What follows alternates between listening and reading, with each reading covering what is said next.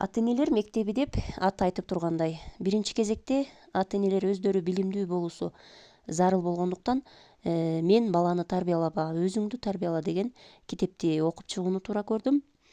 Бала тарбиясы дегенде курсагы ток, кийими бүтүн болсо, материалдык муктаждыктары бүтсө дегенибиз албетте туура эмес көрүнүш. Баланын ички дүйнөсү, сезимдери менен эсептешүү жагын эске алганыбыз туура экен.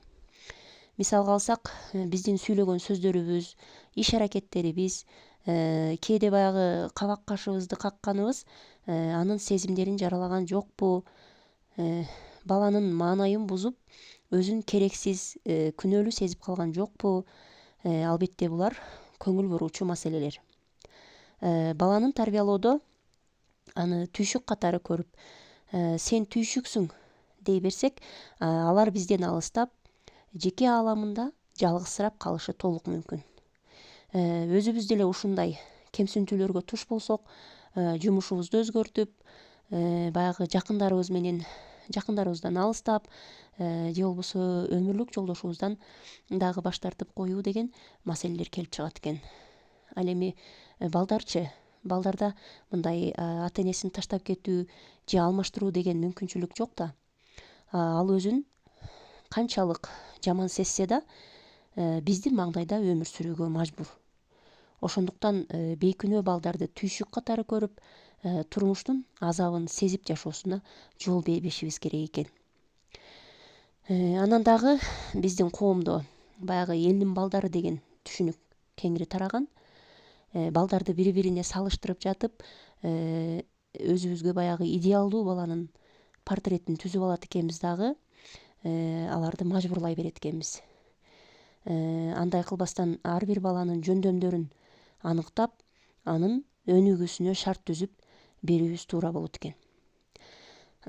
Бала тарбиясында ата-эненин орду, коомдун орду, мугалимдин орду деген түшүнүктөр бар. Албетте булардын ичинде дагы эң таасирлүүсү кайра эле ата-эне экен.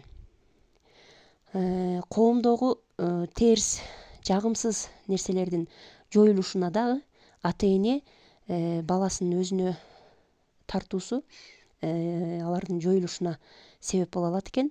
Ата-эне канчалык баласы менен көп убакыт баарлашып, алардын көңүлүн бура алса, демек коомдогу терс көрүнүштөрдөн дагы алардын дагы алдын алууга болот экен. Балдарыбыз укканын эмес, көргөнүн жасайт эмеспи? Ошондо дагы көз тарбиясына дагы өзүбүз үлгү болушубуз керек экен. Ошондой эле сыйкырдуу күзгү деген түшүнүк бар. Бул өзүбүздүн балдарыбыз. Өзүбүзгө өзүбүздү көрсөтүп берет. Ошентип ата-энелер, күчтүү ата-эне, алсыз ата-эне, өзүмчүл, мактанчак, санаачыл, тергөөчү ата-энелер деген топторго бөлүнүп кетет экен. Булардын ар биринин терс жактарын билип алууга мүмкүнчүлүк болду. Ошондой эле ушулардын арасында өзүмдү санаачыл апа экенимди моюнга алып, бул кемчиликтеримди жоюуга убада бердим. Бул китепти жыйынтыктап окуп жатып, автордун баланы тарбиялаба, өзүңдү тарбияла, баары бир өзүңө окшош болот деген сөздү кеңири ачып бериптир. Бул сөз бала тарбиясынын негизи китептин өзөгү деп айтылыптыр.